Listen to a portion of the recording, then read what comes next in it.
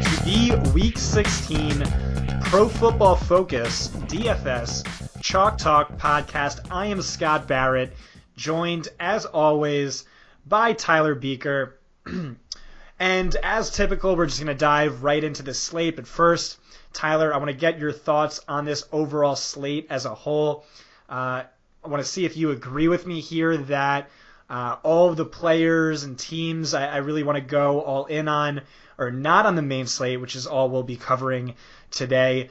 Just the Sunday games, neither of the two Saturday games, neither of the two Monday games, just Sunday. And on that slate, it's really hard, I'm seeing, to spot value, though I do think this is a great week for us to go heavy in exposure. A lot of people are going to be distracted by Christmas coming up, not degenerates like us and hopefully our loyal listeners. But I think there are edges to be had this early in the week. I'm not finding too much of it. Tyler, what about you? Yeah, it's a pretty gross week if you're looking at it from the onset. There's no Thursday night football. The two games that are on Saturday are their own two-game slate. There's none of that Saturday through Sunday to Monday. So that Saturday slate on itself, it's really gross because it's basically Baltimore versus Indy and Minnesota versus Green Bay. You just want Baltimore and Minnesota onslaughts. There's not a real big edge to be gained there outside of being super contrarian. I'm probably just going to fade that slate entirely. But as far as Sunday, it's just a rough one. We can go position by position here to get into the nitty gritty, but just first thoughts, it's just a rough one. We're going to have to try to find some value, I think, at the wide receiver position, because there's a lot of studs that I want to pay up for. Right, and there's also still some cheap value just looking at the quarterback position. You nailed your value play of the week in Blake Bortles. I nailed my value play of the week in Nick Foles. This week, it looks to me like Drew Stanton is probably your best bet if you want to go cheap at quarterback, as we tend to do, and especially so on DraftKings. He gets the Giants, who were just gashed by Nick Foles. The Giants rank dead last in opposing passer rating. They rank second worst in fantasy points allowed per dropback. They're surrendering the most plays of 30 or more yards. It's not even close there. No Janoris Jenkins, Landon Collins, their top-graded coverage defender. Our number 8 graded safety will not be playing. I feel like Stanton doesn't really have as much upside as Foles does, but I still think he's a strong play given this matchup and relative to price. Do you agree with that, Tyler? So I think there's a lot of different value plays at the quarterback position. Two guys I'm interested in are Mitch Trubisky and Jay Cutler. I think Cutler's more of a GPP punt play, probably best served for FanDuel's Superflex League where you're trying to save money with that cheap quarterback. But Trubisky's a guy I could see making a pretty good argument for in cash games. Cleveland's pass funnel defense, it's been one we've been targeting all year. We've had some great success doing it. The Cleveland Browns have successfully, topped Oakland in worst QB rating allowed to opposing quarterbacks on the year. That's at 102.7. They've allowed the 6th most fantasy points and 2nd most passing touchdowns to opposing quarterbacks. Trubisky is coming off 2 pretty good outings, 21.3 and 16.9 fantasy points. I think there's a pretty good floor to pursue here. The Bears are on a great game script. I think they're currently 7-point home favorites here against the Browns. I kind of like him as a punt play. As far as Jay Cutler, though, I think he might be my favorite punt just for tournaments because I'm mostly a tournament guy. And he just looks far too cheap this week against the poorest Kansas City secondary. The Chiefs have allowed the 8th most passing yards and 5th most fantasy points to opposing quarterbacks this year. They rank bottom 10 in most red zone trips allowed per opposing offenses. It's 3.3 per game. So there's a lot of scoring opportunities here for Miami. Despite what looks like a negative game script for the Dolphins, they're currently 10.5 road dogs here. Cutler's a pretty erratic quarterback. There's no denying it. He's now alternated a 3-touchdown game with a 3-interception game. But I think there's a ceiling here to pursue. Our DFS lineup optimizer on PFF has him as the 4th best value quarterback play of the week. What do you think about those two punt plays? I'm not on Jay Cutler because he's Jay Cutler and also because Kansas City's playing at home. This defense is not good by any means, but at home, to me, they're still probably a top 12 defense. I don't think any team has scored over 20 points against them at home this season. And Mitch Trubisky, I'm with you. The matchup's excellent. We target Cleveland for a reason. They're the perfect example of a pass funnel defense. They blitz at the highest rate in the league, but they're getting pressure at the lowest rate in the league. That's insanely difficult to do, but also puts a ton of pressure on your secondary. Quarterbacks, they are allowing the most fantasy points per game over expectation to opposing quarterbacks this season. And over the past 5 games, they still rank 4th worst. So I agree the matchup's nice. Trubisky isn't really someone I'm willing to trust just yet. But I guess given matchup, given his price tag, there really shouldn't be too much separating him from Drew Stanton in my rankings. Well, what about paying up for quarterbacks? Who do you like? I think there's a lot of different ways we could go. Cam Newton, I think, will be the chalk play at quarterback this week. After last week's performance, should be another cupcake matchup here against the Buccaneers. They've allowed the most passing yards and the 5th most rushing attempts to opposing quarterbacks this season. But the guy that I really want to play is going to be Russell Wilson. I'm really hoping recency bias hits drafters this week. He had a Week 15 clunker against the Rams. Just everything that could go wrong did go wrong. But this is a game that I could be a sneaky shootout with both defenses struggling down the stretch. He's taking on a Dallas defense here that's it's been laden with a lot of injuries and ineffective play as of late. Both the Seahawks and the Cowboys are also fighting for a wild card spot.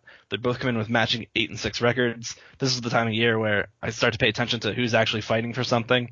The Cowboys have allowed the 7th most passing yards, 4th most passing touchdowns over the last 4 weeks. They've allowed multiple passing touchdowns to 10 of the 14 quarterbacks they've faced. Wilson has scored 20-plus DK points in 7 of his last 9 matchups, and he's either thrown or run for 33 of the Seahawks' 34 touchdowns this year. I'm not reinventing the wheel here, recommending Russell Wilson, but I just think he's a great bounce-back candidate here after a poor outing. I'm with you. I think I'm going to be most heavily owned in these 2 quarterbacks this week. Russell Wilson, we know, just a fantasy monster this season. He did have his first disappointing outing in a long time last week, so maybe we'll get him at lower ownership than typical. Dak Prescott, he was a monster with Ezekiel Elliott in the lineup, but he's priced as to how he's performed in recent weeks. But he was a QB1 in 9 of his last 10 games with Ezekiel Elliott in the lineup, finished top 3 in 3 of those last 4. Seattle's given up 72 points over the last 2 weeks. Bobby Wagner, Nazir Jones, KJ Wright, Michael Bennett, Cam Chancellor, Earl Thomas, all of them are dealing with injuries. So I was hoping he was going to be contrarian, but seeing as how you're on him as well, probably not. But those are the 2 high-priced quarterbacks I'm looking at this week. Is there anyone else on your radar? Yeah, see, I don't even think Dak's high price. He's $6K. He's cheaper than Nick Foles. Yeah, you're right. Wow. I just love this call for Dak, though. Just what you mentioned with his splits with and without Zeke, 24.2 fantasy points versus 13.7. The dude just plays lights out once he has a running game he can rely on. And Seattle has a really low pressure rate. It's, in fact, one of the lowest in the league at just 5.4%. And they have a very low sack conversion rate. So it allows for a lot of opportunities for Dak to get out and pick up some additional fantasy points on the ground. Love stacking this game with Russ and Dak. I think that's how I'm going to spend most of my ownership among quarterbacks between these 2. As far as other quarterbacks, the guy that I've kind of talked myself into is Matthew Stafford. The Lions remain mathematically still in the hunt for a playoff spot, so I've got him on my board as someone worth targeting. The Lions pass the ball at a league-leading 63.3% of the time. I just love this matchup here for his wideouts against a defense that's struggling with injuries. The Bengals had a ton of linebackers and defensive backs out last week, and a lot of them are still DNPs and limited participants as of Wednesday. In fact, over the last month, Cincinnati has allowed 19.4 DraftKings points to Case Keenum, 21.3 to Mitch Trubisky, 19 to Big Ben, and 20.6 to Deshaun Kaiser. So they've allowed like almost a 20-point floor here, which I think is well within Stafford's range of outcomes. He should draw next to near zero ownership. Just looking at one of our good friends at FanShare Tags, they have Stafford as tied for the 17th among all quarterbacks. So I just like this idea of him entering with a baseline of about 20 fantasy points and a ceiling for much higher when the Lions are going to try as hard as they can to get one of those final playoff spots. Any other quarterbacks you're into, or any comments on Stafford? Yeah, he was actually the next quarterback down my list. Cincinnati ranked second worst over expectation to opposing quarterbacks over the last 5 weeks. They also ranked dead last to running backs, but Detroit doesn't really have a ground game. Stafford ranks fifth in fantasy points per game among quarterbacks since week 6. And really just Detroit games have been going way over their implied total. Over the last 5 weeks, the lead all teams in combined points. Could see this game being far more high scoring than Vegas is projecting. I even kind of want to put Dalton in play because Detroit's third worst over expectation over the last 5 weeks, but still, he's someone who's hard to trust. I'm somewhat interested in Phillip Rivers. Jets ranked third worst over expectation this season. Fifth worst in opposing passer rating, fourth worst in fantasy points per dropback. But really, he's in the same place Drew Brees was last week, where he's probably either going to bust or throw for only 220 yards, but also like 4 touchdowns, as we see from quarterbacks in games with such a high spread. I also think Bortles is still kind of in play. Jameis Winston's kind of in play. Maybe Kirk Cousins, but I don't see myself heavily invested in those 3 names. Maybe even Brock Osweiler too, by the way. As gross as that sounds. I'll let you go for that one, but it seems like a week where condensed quarterback play might be the smart way to go. Do you want to move on to the running back position now? Let's do it. All right. And let me start at the guy at the top. Is that Mark Ingram? Ooh, it's Alvin Kamara. Oh, okay. All right, curveball. Go ahead. Lay your case. Atlanta's allowing the third most receiving fantasy points per game to opposing running backs. Last season, they gave up the most receiving fantasy points per game to opposing running backs. The smartest coach in all of football, Bill Belichick, how did he attack them? With James White. He arguably should have won the Super Bowl MVP as a receiver. Kamara, conveniently, leads all running backs in receiving fantasy points. He would rank 23rd among all wide receivers in receiving fantasy points. He also ranks 5th among running backs in routes run from the slot.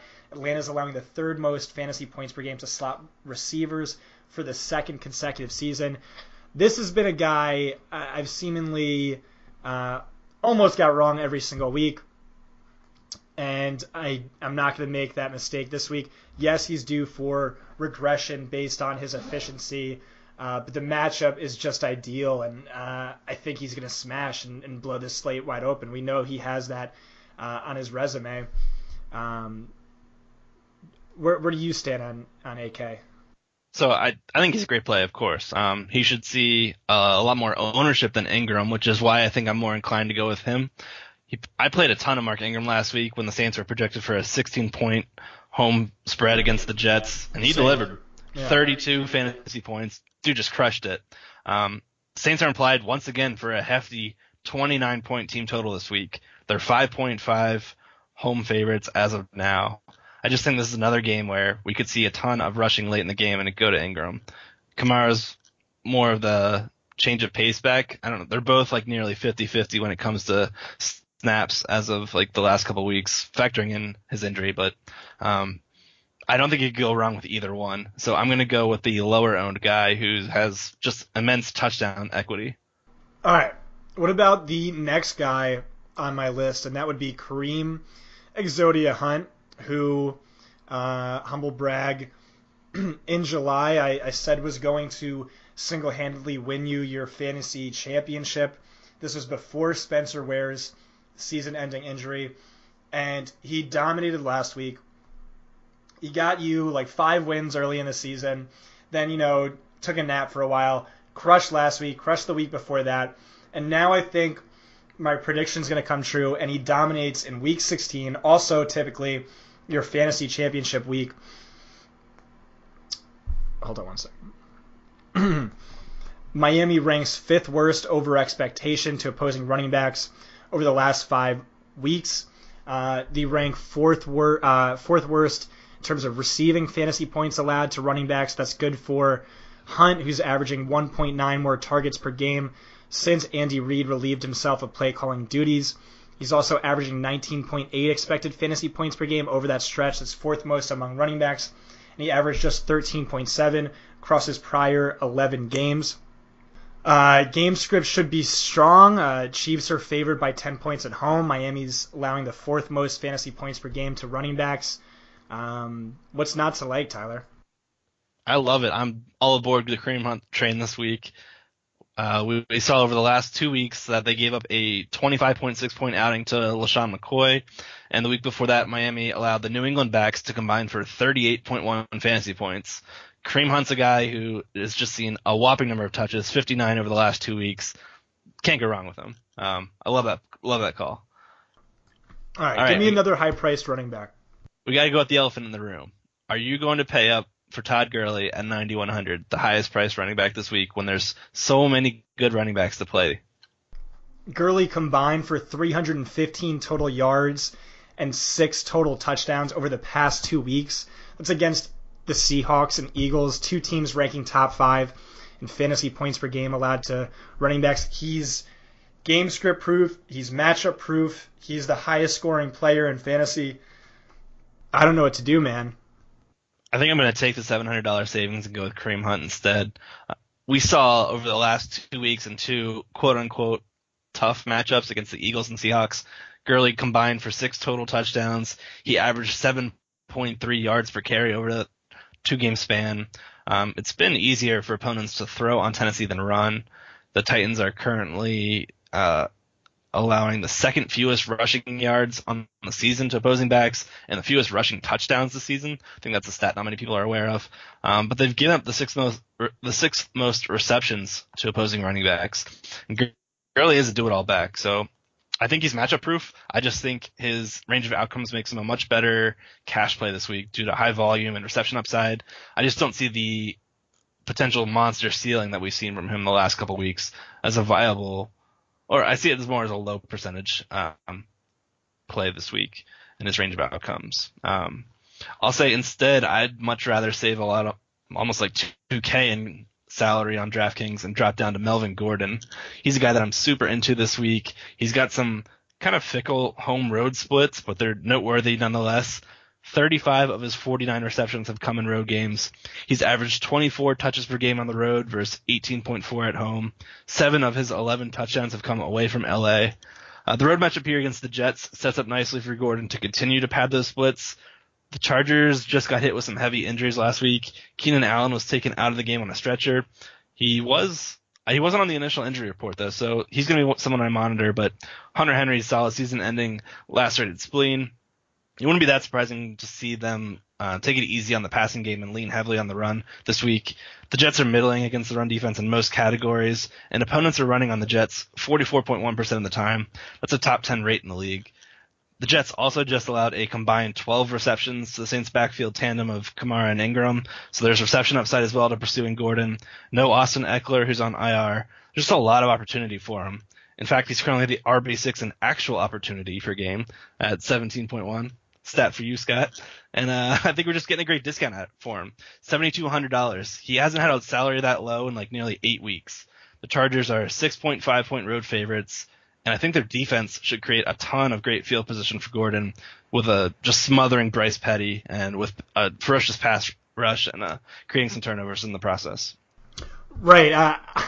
I wrote down a lofty explanation for why I'm so high on Melvin Gordon. But you put that more eloquently than I could have. Great rant, and just note that I'm in complete agreement. But the issue is there's a lot of high-priced running backs to like this week, and I also like Ezekiel Elliott coming back from his suspension. Saw 85% of the team's running back targets, 89% of the team's running back carries prior to his suspension. He ranked 4th in routes run, 6th in expected fantasy points per game. Gurley just gashed Seattle's defense, but this is still a tough matchup, though Elliott will have volume, and he will be running on fresh legs, which is something I do really take into account, especially this late into the season. Leonard Fournette is also in play for me. He's coming back from an injury, but San Francisco ranks worst over expectation to opposing running backs this year, and in each of the past 2 years, though they have been better recently following the quarterback change. Still, prior to his injury, he saw a season high in snap share in back-to-back weeks. and over that span, 44 carries and 10 targets. Though again, he's coming off of an injury, so might be a little risky to put too much faith into. No, I couldn't agree more. I think Zeke will draw a ton of ownership, though. It's been 6 weeks since we've seen him play. I wouldn't be shocked if he were top 3 among all running backs this week. I think that's definitely feasible. And Fournette's a great play as well. I think I'd rather try to pursue the DeDe Westbrook train, try to chase that again after last week's disappointing performance. But Fournette, he was a full participant in practice with that quad injury on Wednesday, so he's definitely in play this week. Looking down the price range, I think a guy that was also a terrific play is Devonta Freeman.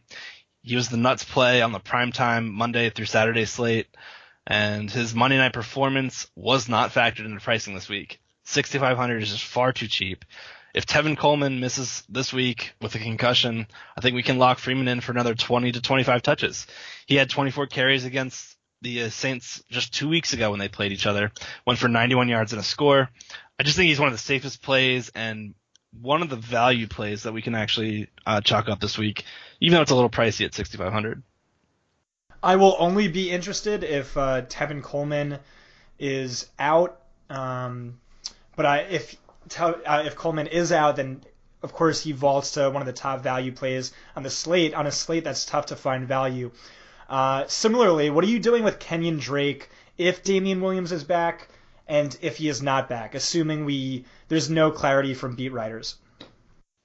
Yeah, that's a tough one. I would continue to play him. He's just been crushing volume. Don't see any reason to fade. Or Damian Williams wasn't that impressive to start with. I think Kenyon Drake held his own and warranted grabbing that starting position. I don't really have any other stats to back it up because I'm really not that interested in playing him. 7,100 seems pretty steep for Drake. I think I'd rather just pay an extra $100 for Melvin Gordon. All right, well, on a week that's tough to find value, who are some value running backs you're looking at? And just note, I won't judge you too hard because it's really tough to find running back value this week. It is incredibly tough. Guy I could be interested in is Duke Johnson. The Bears have been middling against the run, but we've seen receiving backs have some success against their linebackers in coverage. 4,500. Honestly, he's the only cheap guy I'm looking at. I'm probably going to be paying up at running back across the board. Can you help me out here? Who do you got? Cheap running backs. Dude, I'm absolutely with you. Theo Riddick would be a great play if Amir Abdullah's inactive. If Abdullah plays, I'd have no interest. It's going to be a three-way committee, but Cincinnati's giving up the second most receiving fantasy points per game to opposing running backs, like I said earlier, the most over expectation over the past 5 weeks. Again, only if Amir Abdullah's inactive, and there's little reason to think that might be the case. I think one of Mike Gillislee or James White or Dion Lewis could be in play. Buffalo is giving up the third most fantasy points per game over expectation to opposing running backs this year, the most rushing fantasy points per game. Good luck trying to predict who that's going to be. I'm playing only a few lineups, but really high stakes, so I'm not going to take any risks there. Kerwin Williams is at home, favored by 4. Giants are giving up the most rushing yards this season. They rank 5th worst over expectation, 6th worst over expectation the last 5 weeks. Still, he's a guy who's not going to see targets, and goal line work is maybe questionable. He's only seen one opportunity inside the 5-yard line the past 3 weeks. I think one of Samaje Perine and C.J. Anderson is going to hit. I don't know who that's going to be. C.J. Anderson has 52 carries and 3 targets over the past 2 weeks. It's a good matchup against Washington, but they're underdogs by 3. Perine, the usage and the price keeps him in play, but it's a bad matchup, and he's going to need good game script because he's not really seeing the targets we kind of hoped after all of the injuries to different Washington running backs. But he is favored. If one of them gets out ahead by a touchdown or more for the majority of the game, one of those guys is going to crush, but I'm not really on either. You can make a case for DeMarco Murray given price and volume, but he's kind of a plotter this year. Yeah, he's been largely ineffective, and he's had 2 20-plus outings this season. I'm not going to try to chase a third here in Week 16. The other running back tandem that I was kind of interested in was the Bengals, but we saw Joe Mixon, the full participant in practice Wednesday, coming off the concussion. He and Gio are separated by just $100 in salary, but I think Joe Mixon back in play takes Gio off the board completely, and they both kind of cannibalize each other's production. It's really, really tough at the bottom barrel of the bargain bin. Luckily, wide receiver and tight end is easier to find value this week, I think. Yeah, I agree. Speaking of, let's jump into the wide receiver position. Love it this week. Who's your top play? Number one wide receiver, a guy that you want across the board, tournaments, GPPs, a guy that you think's in for the biggest fantasy outing at his relative price. No, man, that's the tough part. Is it's easier to find value, but a top guy who stands out, I'm having trouble finding that. I think Doug Baldwin makes a lot of sense. Dallas is allowing the most fantasy points to slot wide receivers since their bye. Where does he stand for you among your top wide receivers? Number one. He's the first guy I locked in. Love that call. Yeah, Orlando Scandrick should be out again this week. Xavier Woods, he's a 6th-round rookie. That's a converted safety. Not really sure how he's going to try to defend Doug Baldwin. We should see a ton of targets peppered his way from Russell Wilson this week. Definitely my favorite play of the week. 6,300 seems far too cheap. And I agree with you. The plays at the top are tough. If you're trying to find a stud, I think you could make an argument for Michael Thomas. Like, we try not to let biases affect us, and I'm candidly pretty good at it. But Michael Thomas has been a player I just cannot get right this year. Several times now, he's been in blow-up spots, yet he's finished with mediocre stat lines that kind of make it difficult to justify that price tag. He's seen... Since Kobe Fleener went out, he's seen 9, 14, and 11 targets, 3 touchdowns over that span with heavy usage near the end zone. I get it. I like him, but he might not be my top wide receiver play. But again, remember, both of us are probably spending up at running backs this week and paying down at wide receiver. Yeah, I think that's the way to go. Thomas is a strong play, though, considering that he had 14 targets against them just 2 weeks ago, finishing with a 10, 117, and 1 stat line. He's seen less than 8 targets just once this season, and that was back in Week 6. I think he should be a lock-in for volume here once again this week, and what should be a shootout. Teams are passing on Atlanta at the 6th highest rate in the league, and this is the projected highest scoring game on the slate. I mean, there's going to be a lot of fantasy goodness to go around. Great point. Another wide receiver I'm looking at is Jarvis Landry. So Kansas City is allowing the 5th most fantasy points per game to slot wide receivers. Marcus Peters had another fantastic week last week. I think he was targeted 5 times, 0 receptions allowed, 2 interceptions.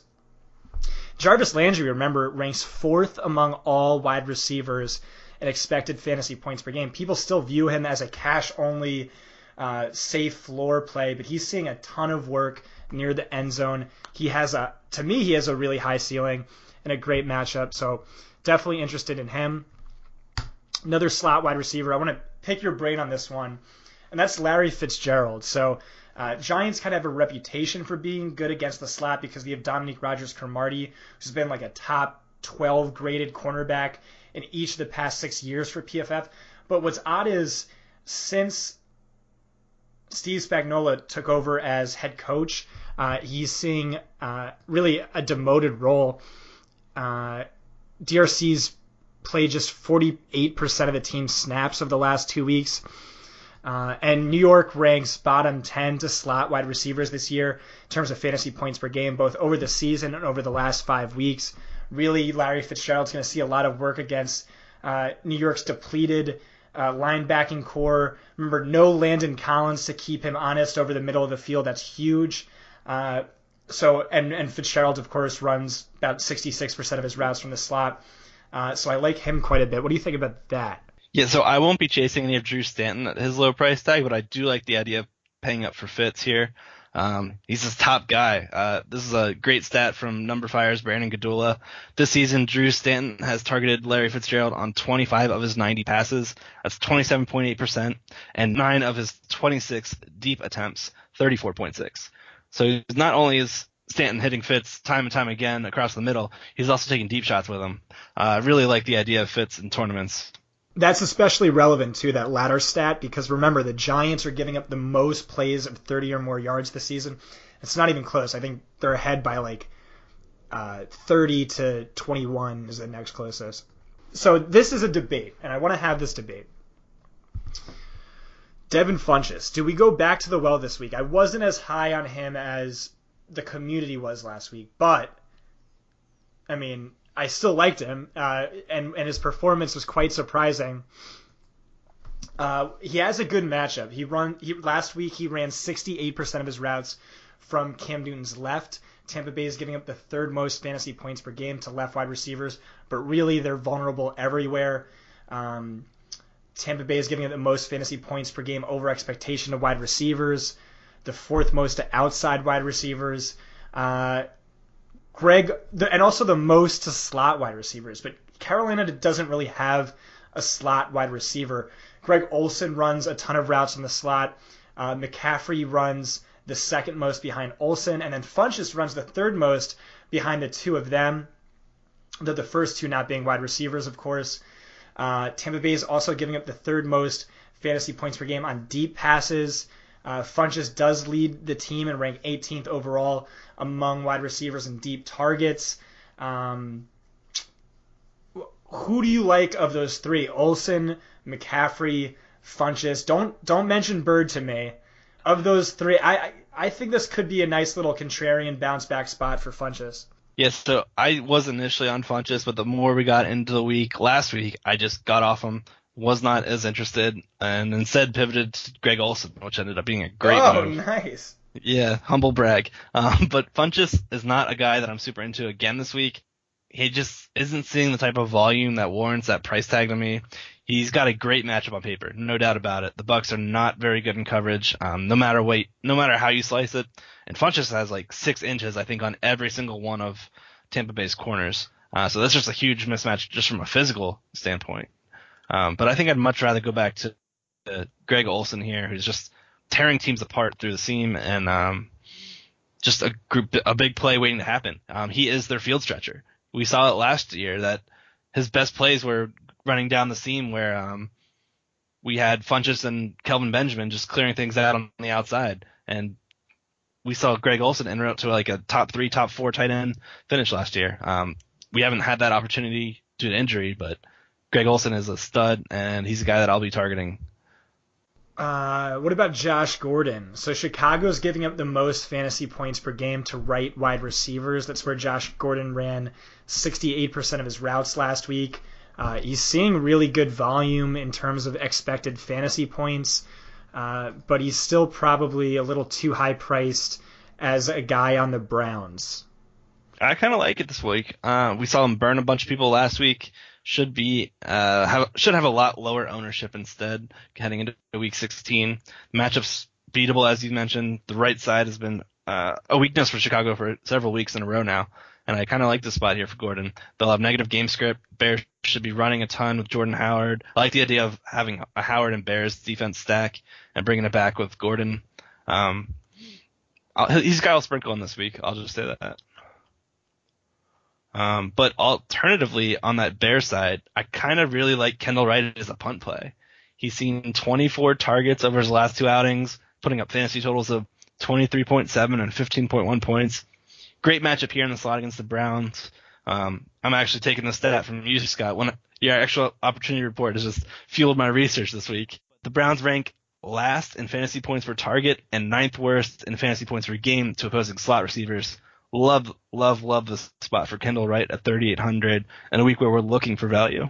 I am absolutely with you. He's seen 22 targets over the past 2 weeks. That's 4th most among all receivers, 36.4 expected fantasy points, 10th among receivers. Next closest receiver on the team isn't close at all.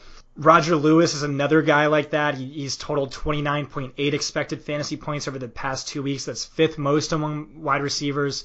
Better than Kendall Wright, but he's also going to run half of his routes against Patrick Peterson. Kenny Golladay is kind of in play as another cheap wide receiver to like with TJ Jones out, but definitely like Kendall Wright the most of the 3 given the matchup and recent usage.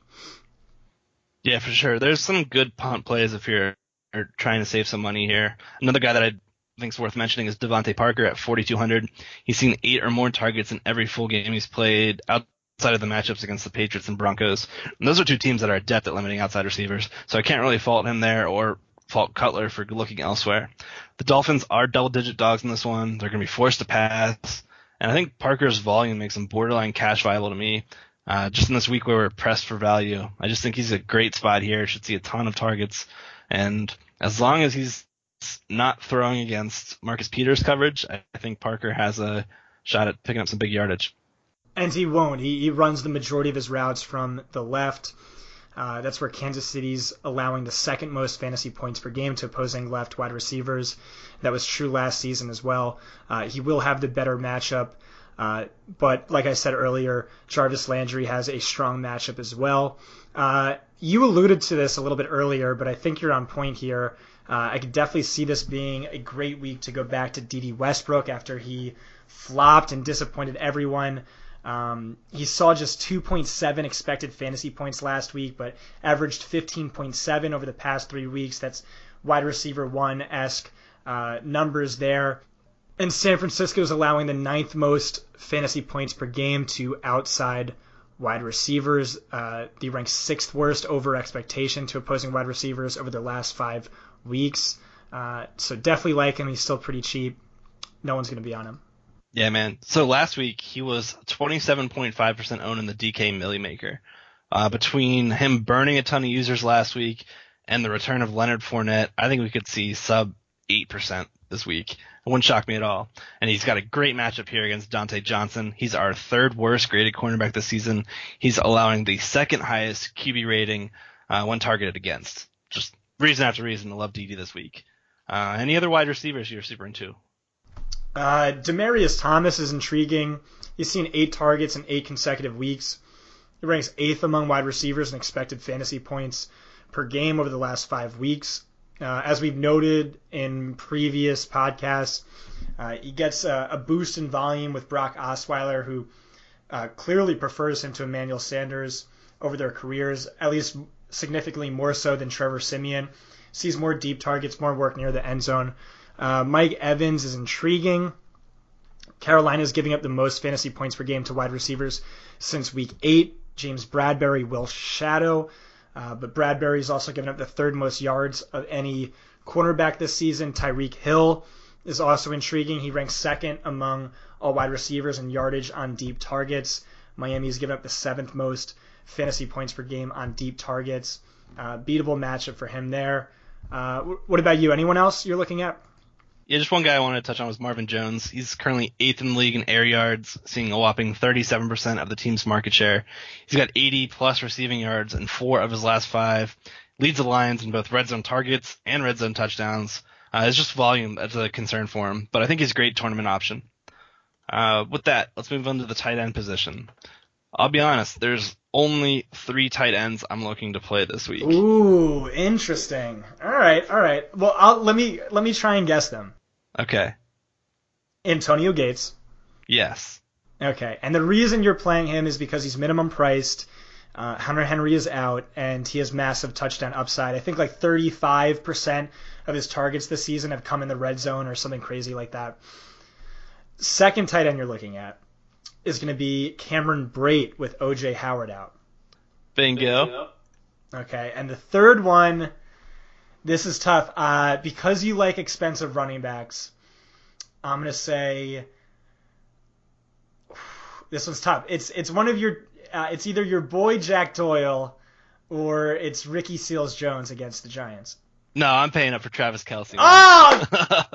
See, I'm with you there. Kelce this week, man. He burned me last week a little bit, but I'm going back to the well. Miami is a team we've routinely targeted via opposing tight ends this season.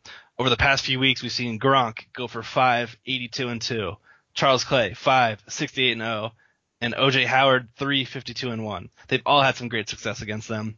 Over his last 7 games, Kelce's averaging 9.3 targets. He scored 20-plus fantasy points in 4 of that 7. That's the ceiling that I'm chasing with Kelce. Dolphins squad, they're allowing a league-leading 70.7% of their red zone trips to successfully finish with a touchdown.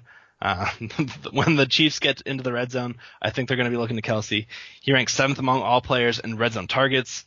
The Chiefs are implied for the 5th highest total on the main slate. He just checks all the boxes of what I'm looking for, and he's priced at a very nice $6,900. I'm bummed I didn't get that, but if you asked me to pick only 3 tight ends to play this week myself, that would have been my 3. Just to put that in DFB stats, Kelce's up against Miami. He ranked 3rd worst over expectation to tight ends. Over the last 5 weeks, he's averaging 16.2 expected fantasy points per game. Those are wide receiver numbers, wide receiver 1 numbers, and well ahead of any other tight end over this stretch. Any cursory interest in the other 2 tight ends I mentioned? So the Colts are playing against the Ravens. That's on the Saturday slate. So no. You're right. I don't know why I didn't take him off my sheet. All right, Ricky Seals-Jones then. Oh man, no. I haven't played this at all this year. I'm letting others chase it. So I mean, it's the Giants tight end funnel. No Landon Collins. Gresham might still be out. Didn't we think with Gresham out last week that he'd see an uptick in snaps and looks, and he saw exactly the same? I mean, he saw 6 targets. 6 targets against a Giants defense without Landon Collins, and especially seeing deep targets. But I think the big concern there is he was more of a function than Blaine Gabbert than a necessity to the offense. So I'm with you. Really, for me, it's 3 tight ends: Cameron Brate, Antonio Gates, Travis Kelce. And I can't not mention Gronk. I mean, well, yeah. He's just unstoppable. Buffalo narrative with him playing against his home team. I just find it incredible that he saw 69 yards on that final drive against Pittsburgh last week, and that triggered a $2 million bonus for him in the incentives. You just can't make this stuff up, and you can't fade Gronk. I think that's it for this week. I don't know. And anything else you want to add? Do you want to touch on defenses? I mean, I got a couple that I think. I always forget that exists as a thing. Well, they do exist, and they make up 1/9 of your starting roster. The guy that I want to pay up, well, the team that I want to pay up for the most is the Jaguars. I haven't been doing it much of this season, but I just love this matchup here. I think Jimmy G is going to get a dose of reality with Saxonville coming to town. The Jaguars rank 1st in pressure rate. They lead the league in sacks, and they rank 2nd in takeaways. They're allowing a league-low 65.2 passer rating when thrown against the season, and over the last 5 games, they've averaged 15.2 DraftKings points. They're under 4K. I just think there's a great reason to pay up for them, considering that it's Jimmy G. I mean, we haven't seen him really get tested much. I can't wait to see how he responds to this kind of pressure. I also kind of like the Chargers a lot. I mean, Garoppolo's hasn't been tested, but he's also 2nd in passing yards. He's a top 5 passer in terms of PFF grades since his first start. Bryce Petty, we know what he is. We've seen him tested, and we've seen him throw 3 picks in a game. Chargers have a great underrated defense. The 2 best edge rushers, arguably, in the NFL. Fantastic perimeter cornerbacks. Good safeties. Chicago is also in play, as is any defense anytime you're playing Cleveland. Outside of that, it gets a little bit tricky. I like Carolina a little bit. Kansas City, like I said, at home against Miami. Maybe the Rams. But I think that's about it for me. Yeah, I think the cheapest I'd be willing to go is the Cowboys. There were 7 sacks by the Rams last week on Russell Wilson. I'm going to chase that as a punt-worthy play. All right, I could live with that. And then why the hell not? Kicker. Are we both all in on Robbie Gould on FanDuel? I played 100% Gold last week. I'm going back to the well. There's a risk that they can fall too far behind and they just start going for it on 4th downs. That's a concern. But other than that, Garoppolo's been really good, but lacking good red zone options. So it's just been a perfect storm for the kicker. Yeah, it's either that or you pay up for someone like Steven Gostkowski. All right. Tyler, excellent work this week. I like weeks like this when we tend to agree quite a bit. To the listeners at home, thank you very much for listening. Also for your patience last week. For whatever reason, it was uploaded late. Please look past that and subscribe, leave us a 5-star review. Good luck in DFS this week. Hopefully it'll bring in some extra cash for you in a week while you probably need it. Christmas, Hanukkah, presents, other December holidays to be PC here. But I'm rambling. I'm Scott Barrett and signing off for Tyler Buecher. We'll see you guys next week.